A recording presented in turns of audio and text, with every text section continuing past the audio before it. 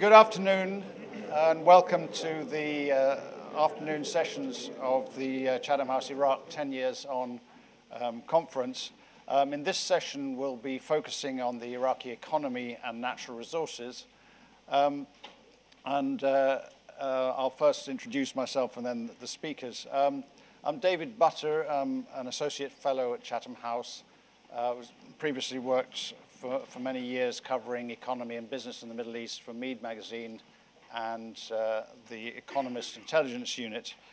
So I've taken a close interest in Iraq for many years, and there's always been a common theme of enormous potential which has constantly been missed. Speaking in this session will be Ali Al-Saffar, who worked on the International Energy Agency's Iraq Energy Outlook report, which came out last year. Was actually a former colleague of mine at the EIU, where he was the economist in charge of Iraq. Professor Paul Stevens, the senior researcher for energy at Chatham House, a real expert on political economy of oil in the Middle East and further afield. And finally, we'll have Dr. Kamal Field of the Iraq Institute for Economic Reform, who's been working mainly in Iraq for the last 10 years on, well, perhaps a thankless task of trying to encourage transition towards a functioning market economy. And I think one of the sort of mission statement perhaps on his website perhaps sums up a lot of the issues we'll be discussing today, in which he says the economic problem in Iraq is due to ineffective use of resources. I think that does say quite a lot about it, and we'll be discussing more as this session goes on. Each speaker will give a presentation about 5 or 7 minutes, and then we'll open it up to discussion. So please, Ali. Thank you, David. So when I was approached to speak today about either hydrocarbons or the economy, my current job is actually in the International Energy Agency, but I kind of steer towards the Iraqi economy because that's what I was previously doing and what I feel more comfortable speaking about. So this is me speaking in a personal capacity rather than my current professional capacity. And the way I want to speak about it is that if you take a look at the way the Iraqi economy is looking now, if you look at the main numbers that you would usually use to assess the health of an economy, things aren't looking too bad in Iraq. Since 2003, GDP has more than doubled, inflation is relatively low and it's relatively stable, and debt levels are entirely controllable for a country like Iraq.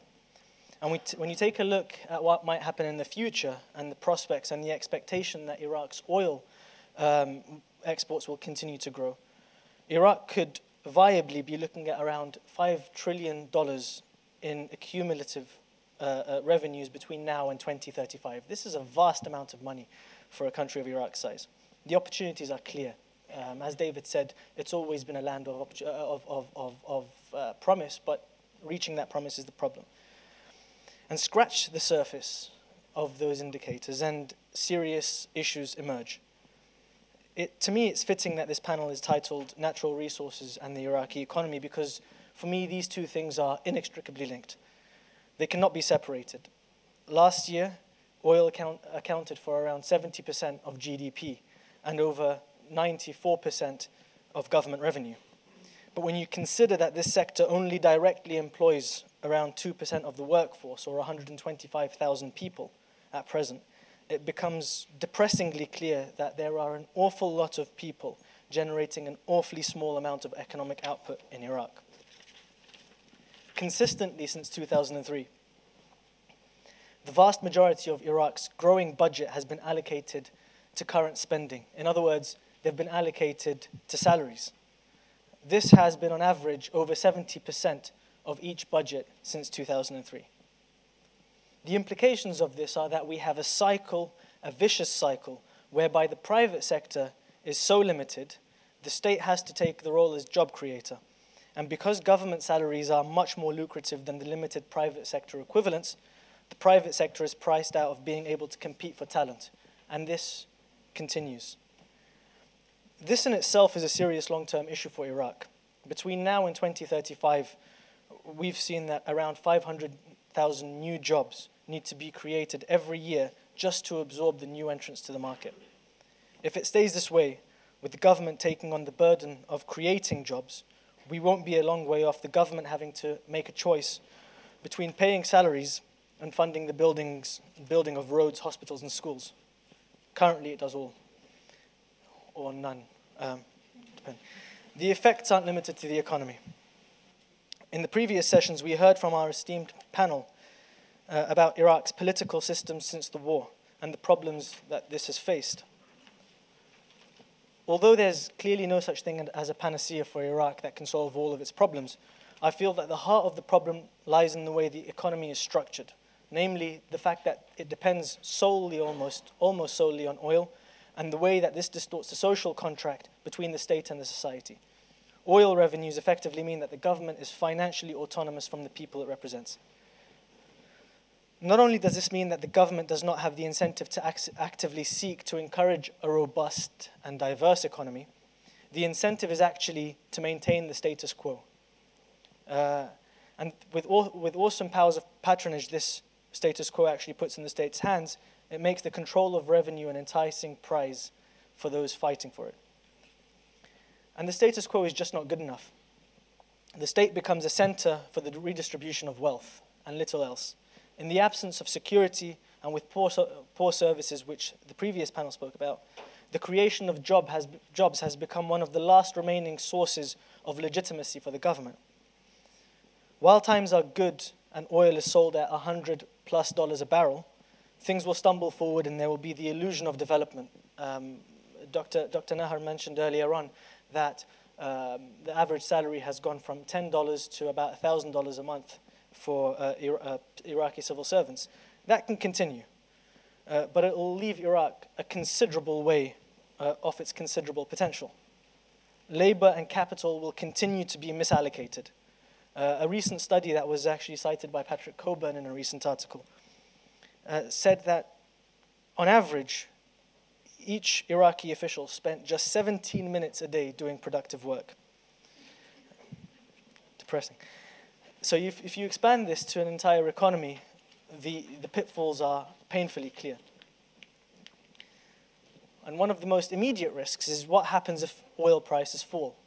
The cyclical policies that the government has been taking to date, where expenditure and revenues rise and fall together, will leave Iraq's budget, the economy, and people's salaries at the mercy of global markets.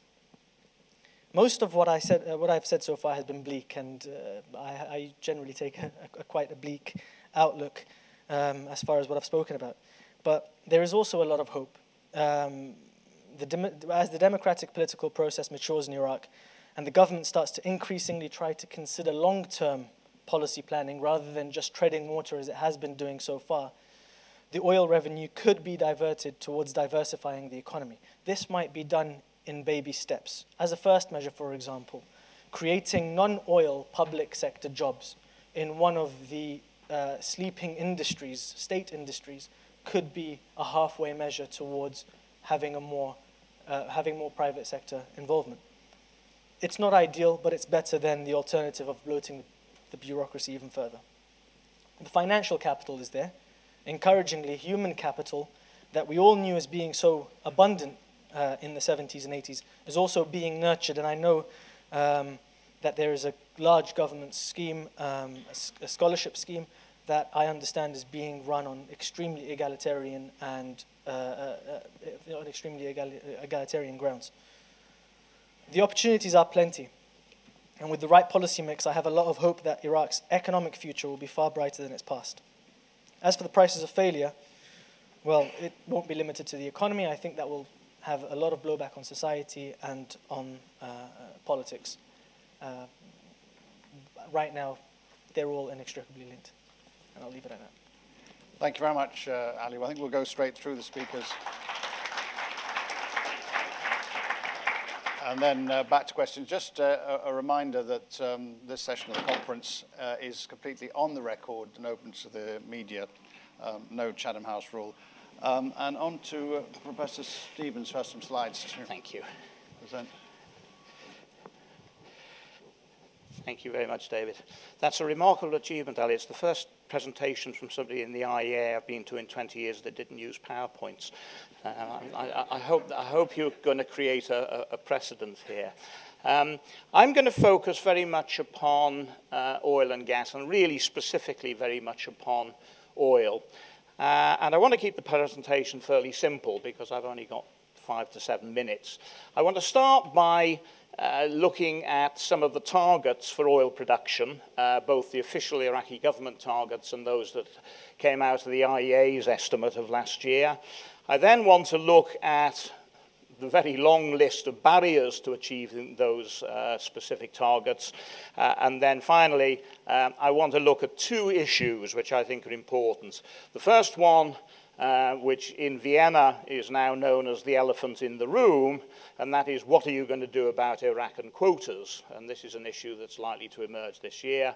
And then the other issue I want to look at, to a degree, Ali has already alluded to, and this is the issue of resource curse and trying to manage resource curse. If we look at the plans, the official government plans laid out a short time ago said that they're basically going to spend 130 billion or 173 billion, depending which source you read. And this, for me, was a bit of a metaphor about the whole Iraqi oil sector. There's quite a big difference between 130 and 173. And the idea is that basically capacity will increase to about 9 million barrels a day. And from the statement, it appeared that this would occur within 5 years, which is so unlikely as to be untrue. The IEA's account, on the other hand, looks the need to spend 530 billion up to 2035, capacity to be more than 6 million by 2020, and 8.3 million barrels a day by 2035. Now, in terms of the international oil market, you can see from the slide here that a very large amount of the increase in oil production that the IEA is kind of banking on is going to be coming from Iraq. So between 2011 and 2020, that slab is expected to come from Iraq, and the period 2020 to 2035, it's that slab that is going to come from Iraq. So it's quite an important part of the global oil market story. What are the barriers to achieve this? I'm not going to read the slide to you. You're familiar with a lot of the issues on it. I'll just point out 2 that perhaps are not that well known. The first is the issue of water. If you want to produce a barrel of oil, it takes at least 1.5 barrels of water, and it can be up to 2 to 3 barrels of water. So the implication of this is that you're going to need an awful lot of water. Now, to some extent, you can solve that problem by building sort of not quite desal conditions, but something called a common seawater supply facility. But these things take time. Saudi Arabia recently built one. It was a 2 million barrel a day expansion to the facilities, and it took Saudi Aramco 4 years to put that in place. And Saudi Aramco is a pretty efficient organization. It would take a lot longer, I suspect, in Iraq. Another barrier is the reluctance of the international oil companies. The international oil companies are seriously disillusioned with the service contracts they signed 2 or 3 years ago. They were very, very poor contracts for the companies to sign. Why did they sign them? Well, because they expected that within a couple of months the petroleum law would be passed and the Iraqi upstream would be opened up to production sharing agreements, and therefore this was the sort of the carrot, as it were, dangling out. That has not happened, and one looks at the international oil companies operating in Iraq, and they're clearly trying to bail out for the most part. They're either explicitly bailed out in the way that ExxonMobil did, or they're trying to renegotiate the terms of the agreement. I would add one other reason why the IOCs are going to be reluctant to get further involved, and that is because, as I will explain later on, the big problem with Iraq is going to be managing resource curse. And international oil companies are becoming increasingly worried about going into countries where their presence creates large revenues for the government, which then totally mess up the economy, and the finger gets pointed back to the IOCs. I think there's going to be a lot of concern in IOC headquarters as to whether they want to be involved in such a situation. Let me turn to the first of the issues, OPEC. And the context of this is what I'm calling OPEC's dilemma. And OPEC's dilemma is a very simple idea.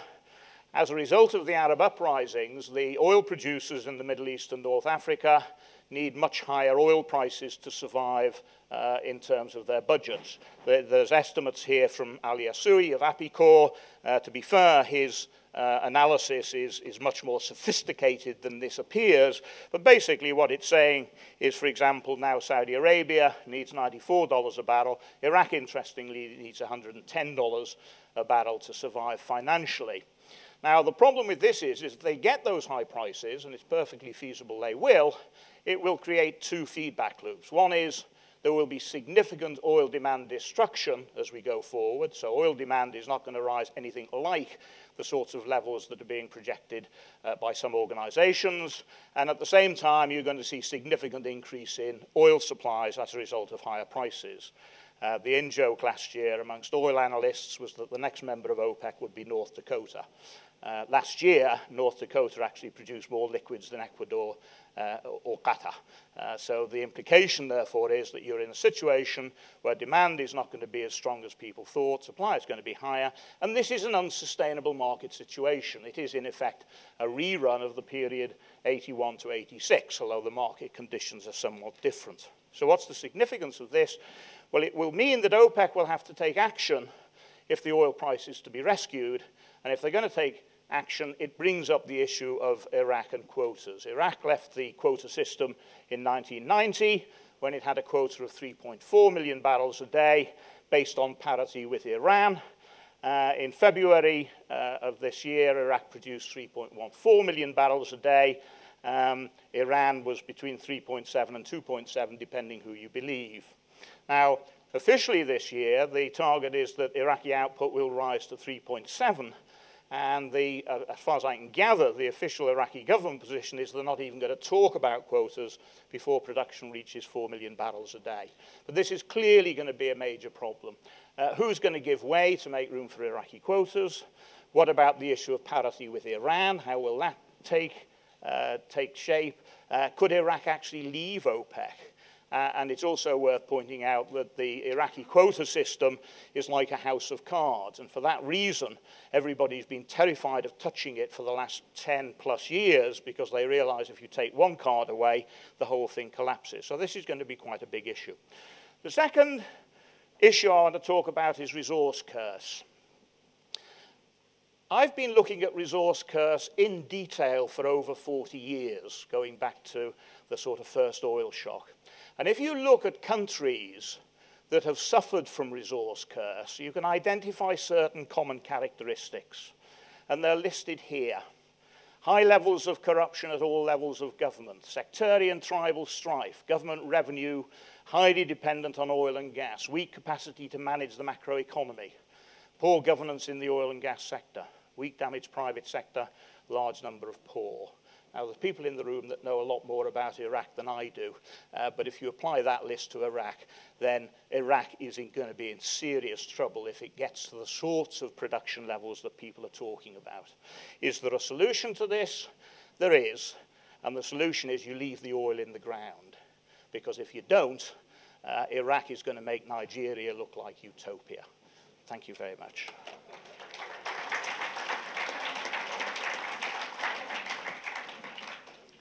Well, thank you, Paul, and for more cheery news. Well, you have a slide as well, I think. Yeah.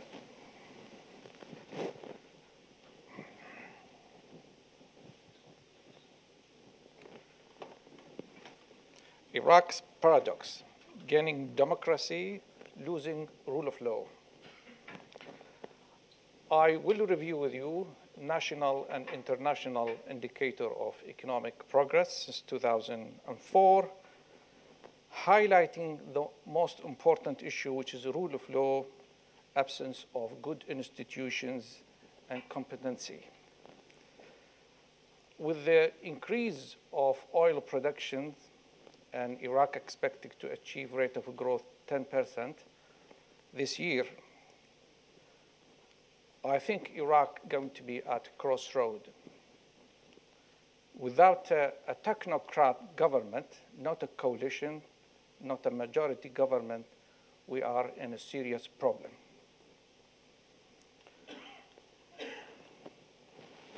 I will review some of the achievement in the Iraq economy.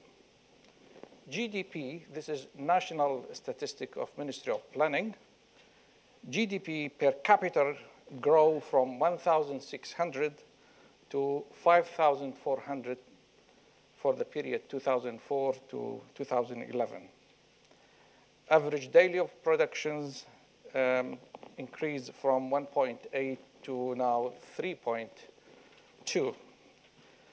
A decline rate of unemployment down from 28 in 2004 to 15 2011.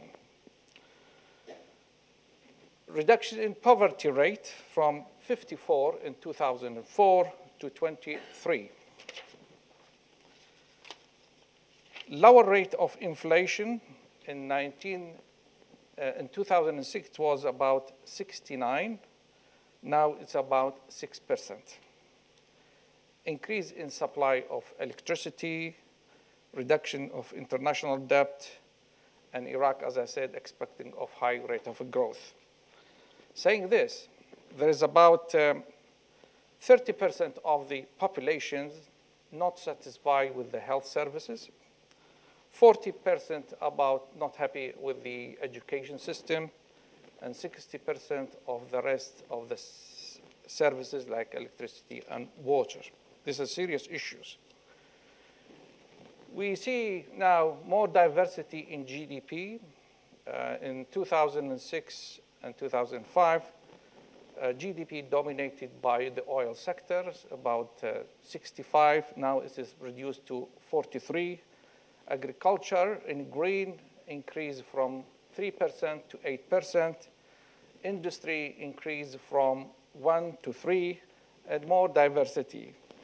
Actually, the growth in GDP is increased in from 2004 from 41 trillion Iraqi dinar to in 2011 is 62 trillion Iraqi dinar.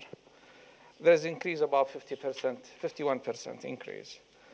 And oil revenue and budget expenditure increased from 32 trillion Iraqi dinar in 2004 to 94 trillion in 2012.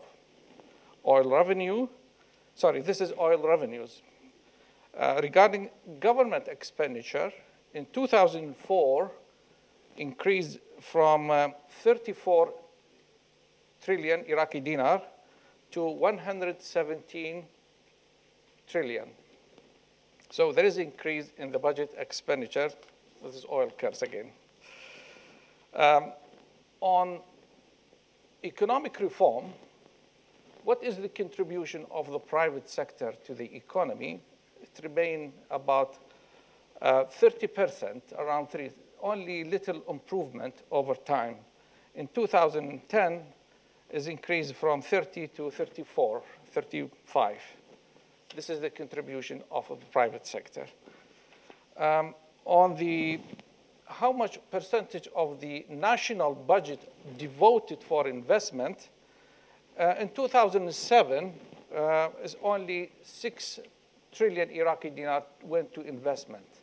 But in 2013, this year, is about 55 trillion Iraqi dinar. This is an increase, but the problem we are facing in the budget execution, as I am going to explain, we are not in shortage of money, but in using the money effectively. What other problem we have? If we look to the literacy level, is about 28% of the total population age 10 years and above. School drop-off rate about 80% in the primary education, and this goes to 9% in the secondary level. There is a huge shortage of school. It's about 5,000. This is government statistics, 5,000 schools. And 40% of the current school required reconstructions. With democracy, it is very important to have a good, sound education system. Iraq failed to invest in education. The percentage of spend on education is around 9%. From this 9%, only 10% of it used for capital investment in education. The rest is salaries. And the same thing, we can talk about health, but given the time, what you see here, sorry,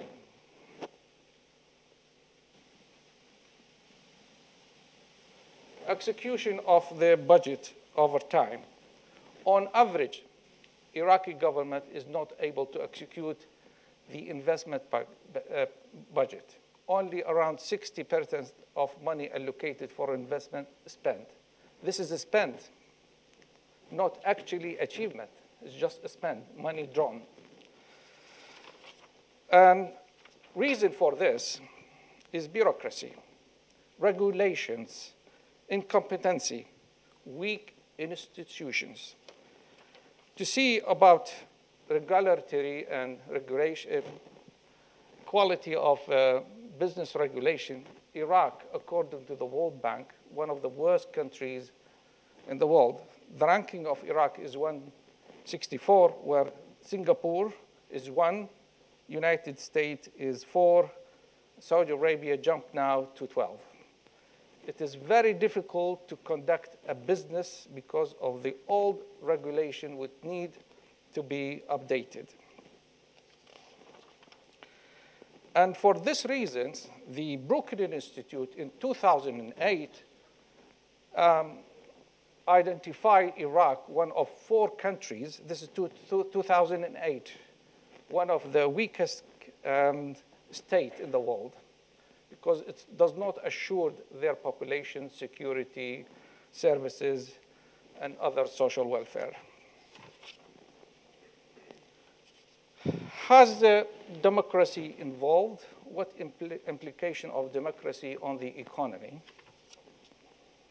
If I look to the Economist Intelligence Unit, I see Iraq's position is better than other Arab countries in terms of democracy, which is remarkable. Iraq gained democracy. If I look to World Bank statistic on good governance, and if I go to again to the Economist Intelligence Unit, I see the most affecting things in democracy in Iraq is government function, is very weak government function, the coalition government. They are not working together as a team. This is a major problem. If we want to talk about democracy, my other colleagues have already indicated why Iraq achieved democracy. We have several elections, a referendum on the constitution. We are trying to enforce decentralization, etc. But that does not mean that there is abuse to human rights. If we look to the statistics from the Brookings Institute, why Iraq won democracy but lost rule of law, we see Iraq's position relative to other countries like Iran, Algeria, Egypt, Saudi Arabia. Iraq's performance is very bad, very low, and particular is rule of law is weak in Iraq. Other colleagues have covered this point as well. And government function, again, come up as a weak. Actually, what we can say, democracy in Iraq is not evolved naturally. It will mature and enhance by the culture of the society and level of education.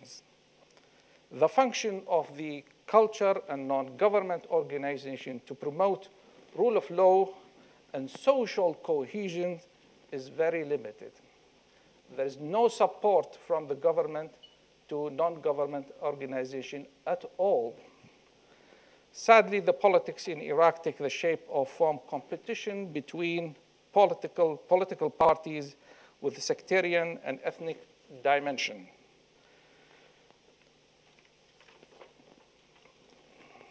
If you look across the world, you will see an institution is the most important thing to drive economic growth.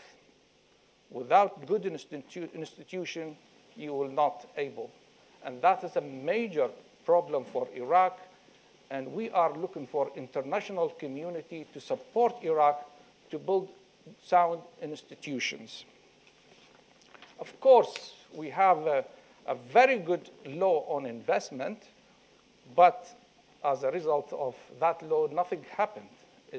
Good institution is missing.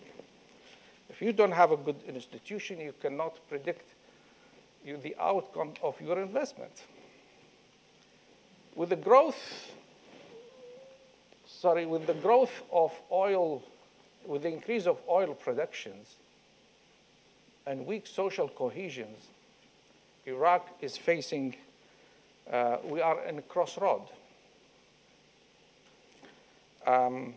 To be in the right track, Iraq needs to do the following two actions: reforming the regulations and the legal system, improving human capital through educations and other actions. Otherwise, Iraq will face the following four possibilities: either to be on the track if Iraq managed to do the two things I just mentioned, otherwise will be off track, missed opportunity, disappointment. My message, all of these has implication on the GDP of Iraq.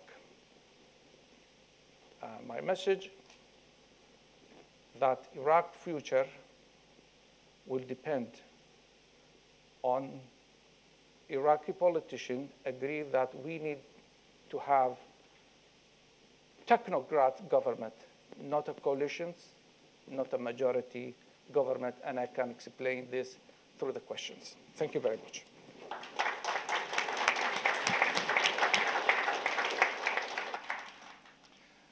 Well, thank you very much. And we had in the last two presentations two concrete suggestions about how to improve this fairly bleak picture in terms of Iraq's economy.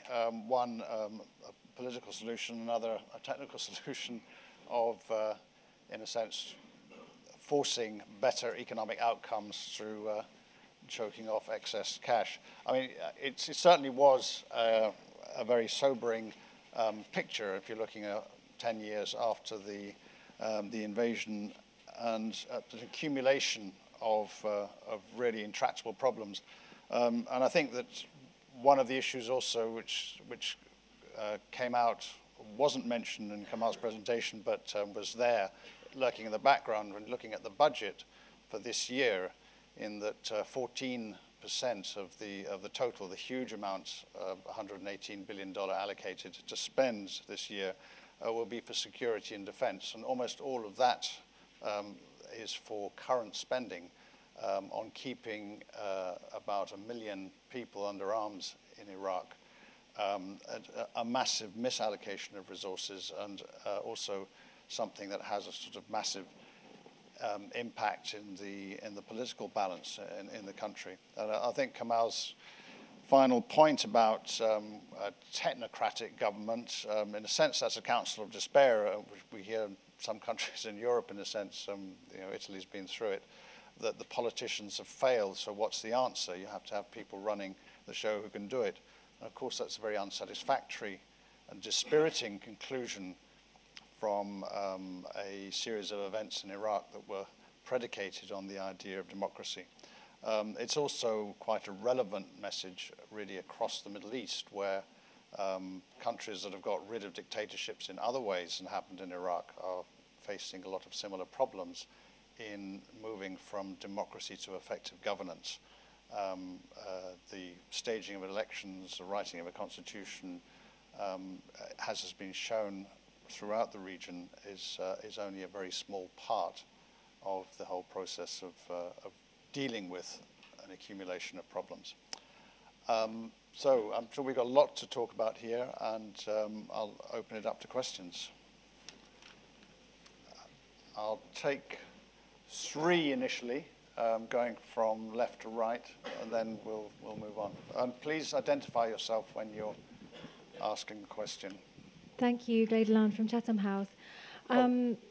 Just 2 questions. I mean, the agricultural sector, I think, given what Ali said about, all the problems of the rentier economy and the resource curse, these usually tend to destroy competitiveness in the agricultural sector. Yet, Dr. Kamal, you said that the share of GDP from the sector had risen from 3 to 8%. So why was that? And what is the potential for, trade into the GCC region, for instance, especially given the food and water deficits that are occurring there? Second question is also to Dr. Kamal. What needs to happen in terms of governance to start for Iraq to start utilizing the gas it's currently flaring to provide more power for society? Thanks. Thank you, Gleda, and now on the front here.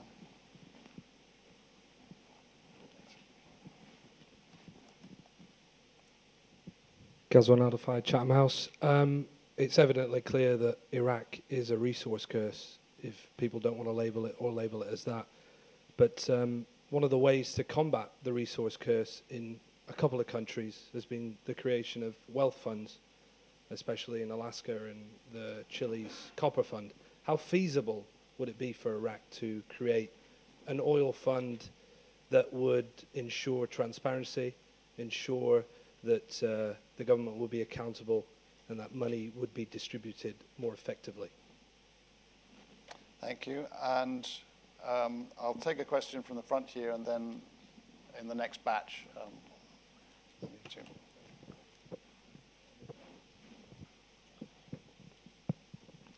Noel Khatib from Iraq Energy Institute. I mean, I can't agree more with the conclusion made by Professor Stevens, and thanks, Kamal, for the excellent fact-finding presentation.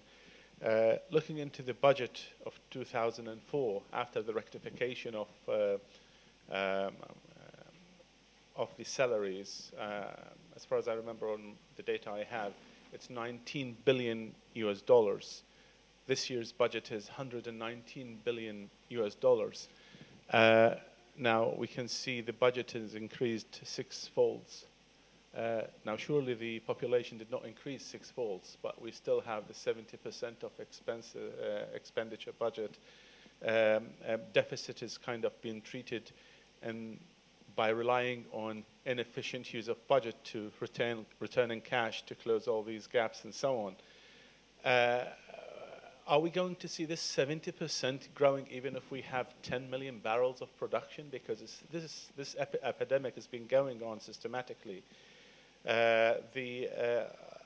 Is this by design or out of foolishness? I mean, I'm trying to decipher this paradigm. The other thing is that we looked into the rentier economies across the world, and I'm sure that many experts are quite knowledgeable in this department things, and those rentier economies, especially when you mix them with central states, the result is authoritarian and rigidity in systems and so on. How far we are close from implementing federalism and escaping the disease of central state, knowing that we are still relying on single source of income. And the final comment on oil policy. Apparently there is a complete lack of understanding on what does it mean policy. Back in 2011, we had the Ministry of Oil, according to their official plan, as of next year, we should have production exceeding 6.5 million barrels. Now, after the recent review, they're talking about 3.5 million barrels towards mid 2014. Now, I can understand that we kind of like a government would kind of make a mistake of like 50,000 barrels, 100,000 barrels, 200,000, but not the size of the capacity of Kuwait production plus Oman plus Qatar and oil capacities. This is a reflection of absolute ignorance. Thank you very much. Thank you. Well, perhaps, Kamal, I could ask you to deal with the agriculture question. And Paul, maybe to look into this idea of a wealth fund and how it might work. And if I could ask Ali just to give some observations about the budget and also about that last point on the oil with your IEA oil hat on. On agriculture, what Iraqi government done through the Prime Minister initiative, farmers have access to loan, to a soft loan that can utilize to improve the agriculture. And the Iraqi government as well, in order to help the farmer, because most of them are inefficient and they cannot compete in the market, they buy their product at favorable prices. So that's encouraged farmer to get speed, given that we are coming from several wars and sanctions. So it is, it's not a big achievement. We moved from a 3% to 8%, but Iraq should reach more than 50% on agriculture side. And the reason for the improvement is the soft loan and subsidy that government provide to farmers. Okay? Do you want me to comment on other issues? Yeah, on the water and I think the governance of gas. Yes. Sadly to say, Iraq is difficult to manage, actually. It's not an easy. The wheel of progress has so many different color of sticks. And we must admit that the social cohesion now is different than in the past. And if you take the example of the law of infrastructure, which the cabinet, the coalition cabinet, approved it when it came to the parliament, which basically said this law is to about enable Iraq to speed up with building infrastructure. All the opposition party was against them, and the law is not through. That's what very essential for getting Iraq away from current situation, providing services to the citizen of Iraq through interaction with international company from Korea and Japan. That has not been approved at all because of political reasons, and the parliamentarian that worry that if the law pass, that will be seen as a support to the prime minister. The sad thing in Iraq, we don't have approved policy for development. We don't have strategy to use the oil revenue. What you see in the budget is not reflecting a policy that's been approved. It's depending on negotiation of skill of the minister with the Ministry of Finance. We cannot continue like this.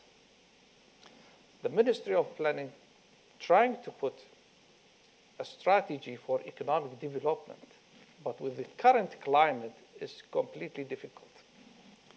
I think there's this talk about the blockages. It's also, and we haven't actually mentioned in the context of the economy, the Kurdish regional government. And recently, Ali and myself participated in a conference in which it was very difficult to avoid presenting the far more virtuous governments and far more virtuous record investment that was achieved in the KRG as compared with Iraq. So in a sense, there are some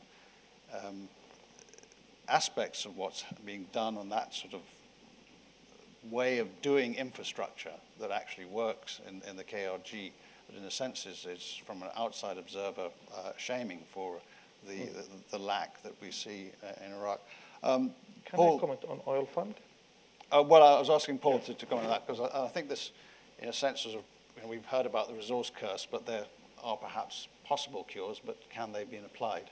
Yeah, I mean, somebody likened managing oil revenues to jumping a hurdle, and the Norwegians jumped the hurdle beautifully, but they chose to do so wearing a hat. The hat was the oil fund. And the danger is that other countries look at that experience and say, wow, we've got to get ourselves one of those hats, without realizing that Norway was an athlete before it started the run-up, was a functioning, accountable democracy, small, well-educated, relatively rich population. And the danger is that you create a sovereign wealth fund, and all you're doing, in effect, is creating a trough for the politicians to queue up and feed from. And for every example you can show me of a successful sovereign wealth fund, I can show you 2 or 3 of sovereign wealth funds that have been absolute disasters, either because they've led to significant corruption or because they just get raided on such a regular basis. In other words, unless the political governance environment is okay, sovereign wealth funds are not going to have any effect whatsoever. In fact, they probably worsen the situation. Luai made the point here that decentralization might actually help in this respect. Yeah, but the problem there is, and as you say, if it's a rentier society, all the revenue in the first instance accrues to the central government. This only strengthens the position of the central government and moves any notion of federalism down the agenda. So in a sense, that is one of the main characteristics of resource curse, is that the revenue accruing to central government strengthens the position of the central government without doing anything to improve governance, i.e. bad news. Well, so on the governance of the budget, I mean, there is this point about how the investment budget is consistently underspent. Is there any way out of that? And what are the kind of mechanics you see there? Well, I'll bring it back to what you were just saying now about Norway. And this is the travesty in Iraq. What happened in Norway was actually orchestrated to some point by Farouk al-Qasim, who's an Iraqi, who was one of the authors of the 2007 oil law, one of 3 authors. So we do actually have the people to perhaps try to soften the blows that the Iraqi economy is taking. In terms of the current expenditure. Now, the current expenditure, you asked whether the rise, or in absolute terms, or the steadiness of in relative terms, was foolishness or by design. I think it's just the easy way out. When unemployment is high, and we saw that it has been decreasing, when people are not being paid well, and the government is losing its sources of legitimacy. I mean, there were elections and that helps. But when it can't really provide security and it's not really providing services, the easiest way out is actually to pay people. So that's the reason behind it. I don't know if it's design or stupidity. That's for other people to comment on. But for me, it's just the easy way out of doing things. As for the oil policy being wrong, which was another of Luay's questions, whether it's the oil policy, I'd like to think of it as the entire economic policy. I think oil policy, at least there is one. The economic policy, we haven't heard anything being transmitted that looks like a long-term strategy for growth, how they will achieve this growth, how they will mitigate the risks associated with this growth. There hasn't really been a long-term vision for this. And I know that the government has been treading water, and I know that there's been security problems and political problems, and Iraq is seeing itself out of a civil war, but that's still a good 5 years away. That was 5 years ago, and the war was 10 years ago.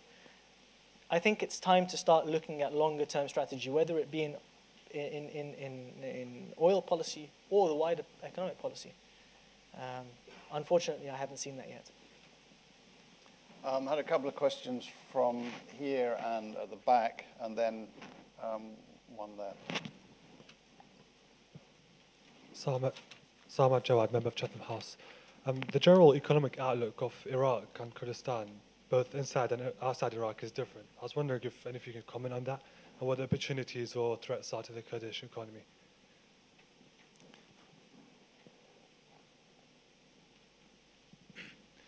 Basil Mahbouba, Nahrain Center, Baghdad. What is your take, the panel in general, what is your take on privatization of the state-owned companies, and how will they contribute to the economy of Iraq? and maybe taking some of the burden of the budget, the Iraqi budget, to be supported from private sector. And one in the middle here. Emily Riley, independent. What role do the international oil companies play in the resource curse, and how can they do business in a way that reduces the severity of the curse? Okay, thank you. Three very succinct questions. Perhaps I could ask Ali to talk about Iraq and Kurds, Kamal perhaps to give some response on privatization, and Paul to talk about it's all down to the IOCs.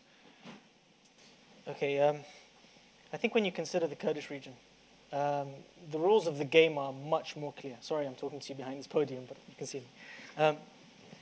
The rules of the game are much more clear. They've been established, they've been set out. Everything looks like it's running far more smoothly than it does in central and southern Iraq. I think what you see in central and southern Iraq, with the lack of an economic policy, is that there isn't a clear vision for what the economy should look like in the future.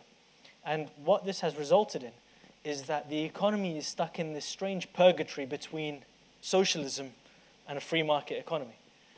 In Kurdistan, what you get is, first of all, far fewer decision makers, because the political contract there seems to be a lot clearer. The vision is much more clearly set because of that, and that translates into a much more easy business environment. I remember when I was working with David at the Economist Intelligence Unit, I did a research trip to Iraq, and it was very difficult for me to get to Baghdad. I'm an Iraqi I am an Iraqi of Iraqi origin, but I don't have Iraqi papers. And so I had to go to Iraq proper through Kurdistan because it was just that much easier. I think there is a vision in Kurdistan about what they want to do, where they want to get to, and how they're going to achieve that. And I think they've put their eggs almost entirely into the free market model.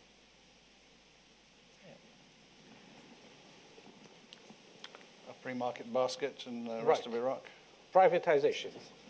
Yes, it is on the agenda, but the coalition government failed to engineer the process of economic reform in Iraq, and there is no political will to do the reform. The recent event of reforming the food basket failed for political reason, not else.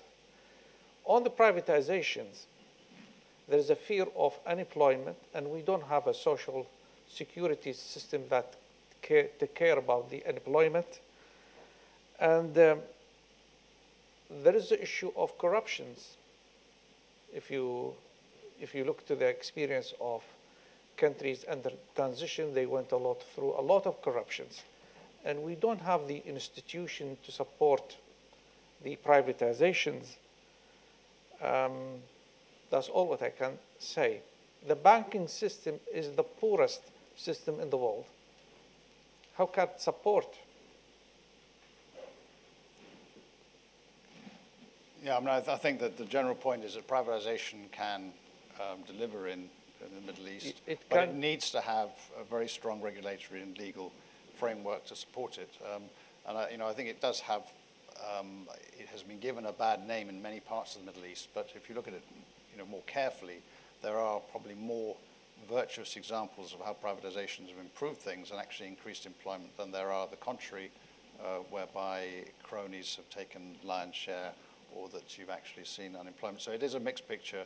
There are some examples on both sides across the Middle East, and it's certainly something that I think would be highly appropriate for Iraq, which has it's not just privatization in terms of selling assets. Privatization is ultimately about enabling the private sector, and that's something that hasn't really happened in Iraq, even on small issues like food manufacturing or basic things like that. David, can I just add? I mean, privatization on its own solves nothing.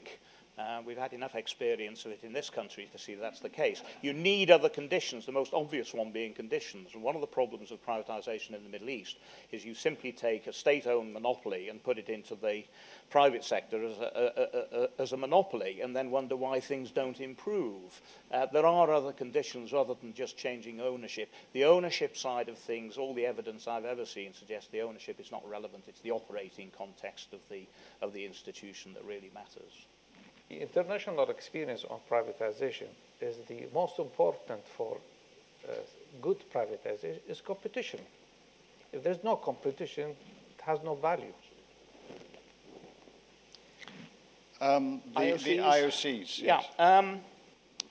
It's a history here. If you go back to the sort of 70s and 80s, the attitude of the IOCs was very much, this is not our responsibility, these are sovereign governments, you know, the imperial days are over, we just let them get on with it. However, as we're going through the 1990s, and a number of countries are seriously suffering from resource curse, this attitude changed. It changed for two reasons. First of all, may come as a surprise, but people who work in oil companies are actually quite nice human beings for the most part, and they like to go home to their kids and look them in the eye. Secondly, there's the issue of the reputation of the company, and as a result of this, as we go through the 90s and the noughties, the oil companies, and the same is true, by the way, of the mining companies, are increasingly under pressure to look at this issue and try to do something about it. What can they do about it? Well, if the problem arises because of a lack of capacity on the part of the government, then this is something that the companies can help. They can develop the capacity. However, if the government is so corrupt this doesn't work, then what the companies are doing is just pulling out of the countries. And this, as I say, will be interesting to see the next round of upstream acreage offered in Iraq as to who's actually bidding in there. But what you have left in Iraq, I mean, you do have BP, which in a sense got the cherry of what was available, and you also have predominant presence of Chinese companies. And is there a distinction when you talk about a Chinese IOC and another IOC? Yeah, because the Chinese IOCs are much less concerned about international reputation, whereas the companies listed on London or New York are extremely concerned about their reputation. Well, another round of questions. I have one over here. And two in the back there. Thank you very much, Mr. Chairman. I really originally decided not to speak, but I should make some comments regarding regulations and deregulations, as I have been a member of the Iraqi government for the last 10 years. Iraq, theoretically speaking, should be one of the most prosperous countries in the world, if you consider all aspects: oil, water, land, climate, culture, history. But it isn't. And I think if you speak to any politicians, any political party in Iraq today, they will point out all these, what has been happening here today. They don't hide it. They are on television, they are in newspapers, they are on radio. And their politicians are the first who admit that most of the Iraqi politicians have failed to achieve a nation state in Iraq, a modern nation state in Iraq. Excuse me. Some of the problems are classical. Some of the problems are historical. Some of the problems are as a result of man-made war. Luckily, we don't have natural disasters in Iraq, but we had many man-made disasters, from dictatorship to present days. Effect of sanctions, effect of wars with Iran, effect of wars with international community. These are all accumulated difficulties in Iraq. But really, to point out aspects of how to improve this, there are certain simple issues. First of all, we have bad management in every aspect of life. Socially, economically, oil, agriculture are all related to it. Nobody disputes that. Bad management is the cause of this problem. Secondly, regulations and deregulations. Deregulations are very important. I think some of my colleagues here, they ex-ambassadors, they do realize during even the period of multinational forces, we were asking for deregulations. Deregulations in financial, economical, even social aspects of life. Iraq, a very tight central government, doesn't allow anybody to breathe, doesn't allow investment to be implemented, doesn't allow agriculture to be flourished, even doesn't allow trade with various countries to be based on competition because of regulations and deregulations. These are very important issues which should be addressed. And I think really what I would like from speakers to hear today, suggestions how to improve things, not to go over the difficulties which we have. From the oil aspects, I think oil law is the most important in developing Iraq in future. The conflict between KRG and central government is based on oil law, is because of the conflict of oil. I believe that until we solve oil law and we introduce deregulations and introduce better management, Iraq will remain as it is. Thank you. Thank you very much. Could I, as you referred to your role in the government, could you identify yourself as the audience? Would be helpful to know. Well, I was Minister of Water Resources. And regarding the agriculture aspects, we did invest about $500,000 US every year on agriculture. But there are difficulties in agriculture. These days, $500,000 for Iraqi agriculture does not mean much. Iraq suffers from lack of development for the last 40 years. Everything has to be redeveloped, everything has to be maintained, everything has to be introduced newly. Iraqi farmers have not seen modern way of irrigation. Water is not as much as you used to have in the past. These are all complicated issues. They are not just people doesn't want to take advantage of the situation. No, there are difficulties and there are solutions to solve these problems. But really, under the present circumstances of Iraq, even today you heard the number of attacks on Baghdad. This has stopped development, has stopped private enterprise to be active in Iraq, and it has even stopped government to invest in development. The security situation is a very serious problem in Iraq. We cannot ignore it, and it has caused many upsets in going forward in Iraq. That's one aspect. Regarding my post, I was the Minister of Water Resources, and I'm now the Presidential Advisor. Okay, thank you very much. Two questions in the back there. Hookie Walker, member of Chatham House. I think Dr. Kamal was the first person in today's panels to raise the words civil society and NGOs. So this is a question which I ought to have asked perhaps in one of the two previous panels. What scope, if any, is there for civil society and NGOs to do something to relieve the gloomy picture we're being painted? Ali Al-Bazaz, Independent. Dr. Kamal, I have a related question, and that is, what are the domestic Iraqi constituents pushing for reform and regulatory reform, and what are their chances for success, and what's blocking them from succeeding? Do you understand the question? Who's pushing for it? Which stakeholders in Iraqi politics? You want to deal with that one later? Kamal, have you got any comments arising? On regulation reform, the driver is international organization, UNDP. And they find it very difficult to change mentality of civil servant. We are making progress, but very little.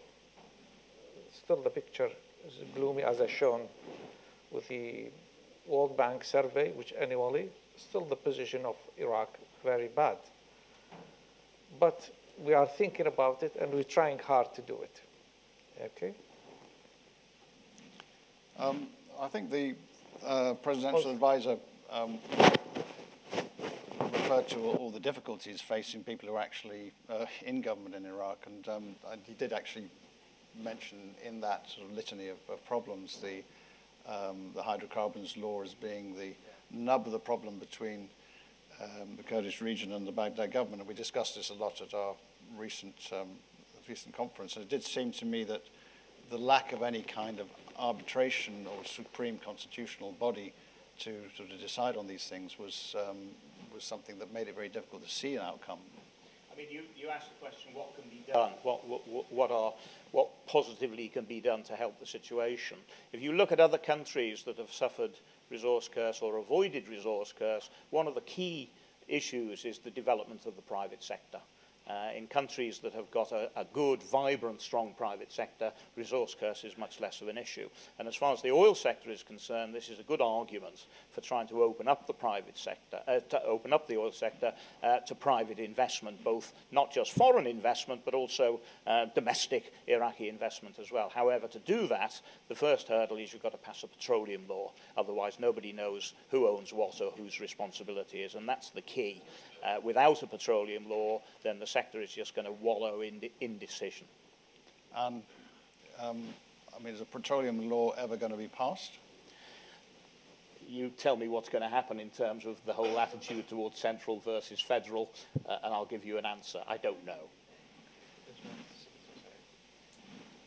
Yeah, and Ali, I don't know if you got a feel for NGOs and kind of civil society organizations or even political stakeholders, you know, in Iraq. Is there something like that bubbling under? Is there scope for that to happen, or is it just too difficult with the nature of the politics?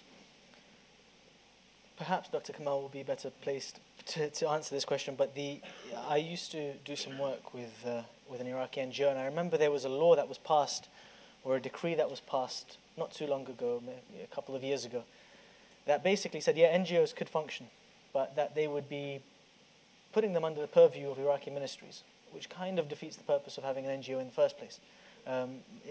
So I don't know if there's the correct understanding of what this actually entails, what their work could actually entail, and the space they're supposed to be given, coming from the top down. From the bottom up, I mean, civil society right now, that truly is one robust actor that has come out of the war. Civil society, you see it everywhere now. You see the press, you see even religious institutions being able to put pressure where pressure wasn't applicable before. But if I may, David, I wanted to say something about what Dr. Latif Rashid said about the security situation. About 3 years ago, we conducted a study at the Economist Intelligence Unit on how investors perceived Iraq. And it's the perception here that counts rather than the reality, because that's effectively what will drive them in or not. In fact, while security was relatively important, but overwhelmingly it was actually corruption and regulation that were cited by the majority of the 350 international companies that we questioned at the time as being the key determinants and their key worries in Iraq. So yes, security is big, and when you see 14 bombings across the country like you saw today, these leave quite a deep imprint. But at the same time, I think for an investor, certainly investors in the oil sector, for example, that have some sort of an appetite for risk, it's actually regulation and it's corruption. Actually, there is a law now to regulate the civil society, but it is so hard. On average, to get your organization registered, it takes you 6 months on average. The law said government have obliged to support civil society. If you look to the budget and the amount is zero. So civil society live on the mercy of the international donors. If there is a donor support them, they can do function.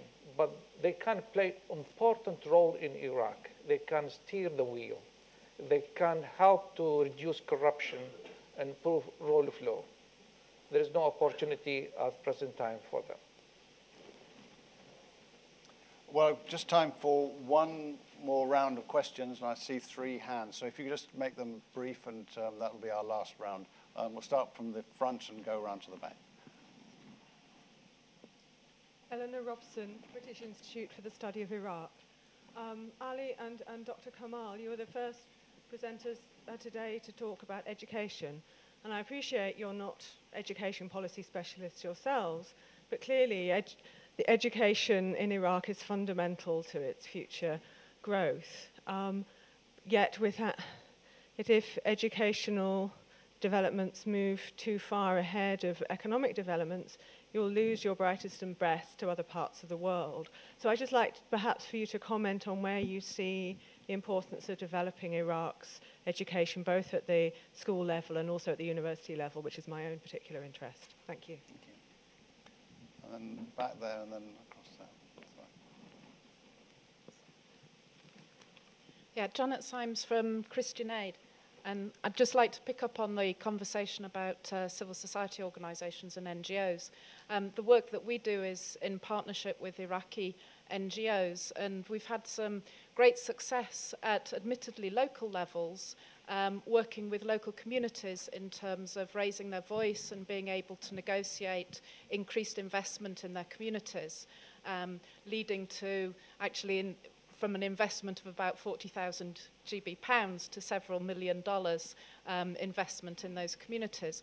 I was just wondering what sort of opportunity there may be to be able to look at such a way of accountability and voice for local communities at a wider scale across the country. Thank you. I'm Abir Awad with the BBC Media Action. We've just concluded actually a review of the Iraqi media 10 years on, and that links to a question in the previous panel as well, and with civil society and the role that media plays.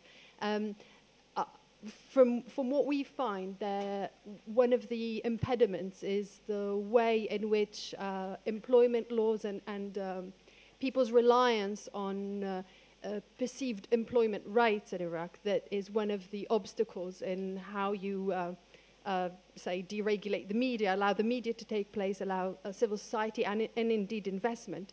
I'm wondering whether anyone in the panel or indeed elsewhere had actually worked with the government on trying to minimize the influence of the syndicates, for example, in Iraq, the journalist syndicate being one of them, that are leftovers of the Ba'athist regime in terms of monopolizing the whole way in which non-governmental sector works. Okay, thank you. Yeah, I did have an illustration of how the trade unions still are quite influential in a discussion with a foreign investor in the oil and gas sector, and that they were getting into the stage of implementing quite a major project, and a lot of their negotiations were about how they would absorb workers from the public sector oil company. They needed about 1,500. They agreed to take 5,000, and they took them on a structure whereby they'd have 5-year contracts, renewable, I think, for 3, and then renewable for another 5, and this compared at higher rates of pay than they were getting at the time with the public sector company. But the fact that this wasn't a contract that was open-ended was something that, a matter of friction for some of the workers. So, I mean, it is a legacy issue of entitlements. I mean, these entitlements of trade unions or rights or across the Middle East, they're not actually very good.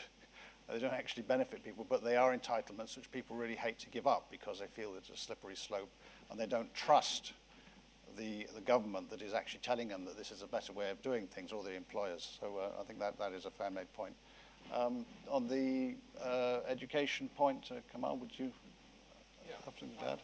I looked to several studies on democracy and education, and I found a very strong correlation with education. You cannot progress in democracy without education.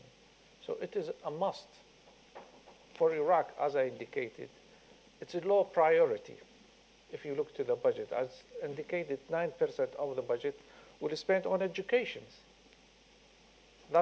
And 10% of that, 9%, will be spent on building school, on capital.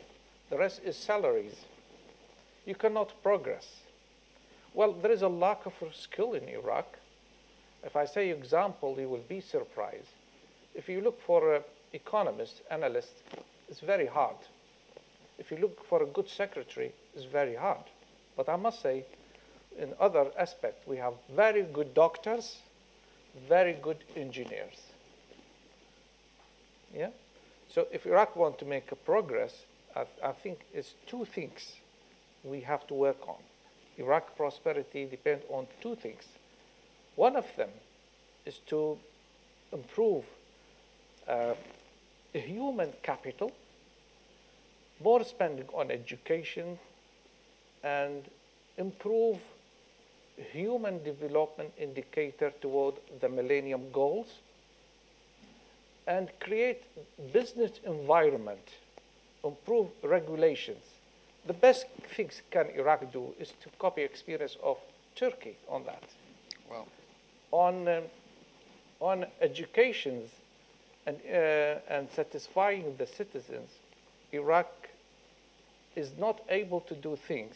I said, always our budget at surplus.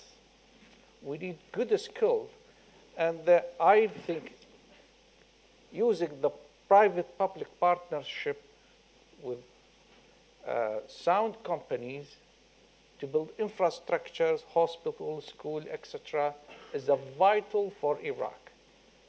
Is the issue in Iraq is these things, is not Maliki or not Maliki. These things has to be improved. Well, thank you very much. And we've come to the end of our time. A very stimulating session, rather sobering as well.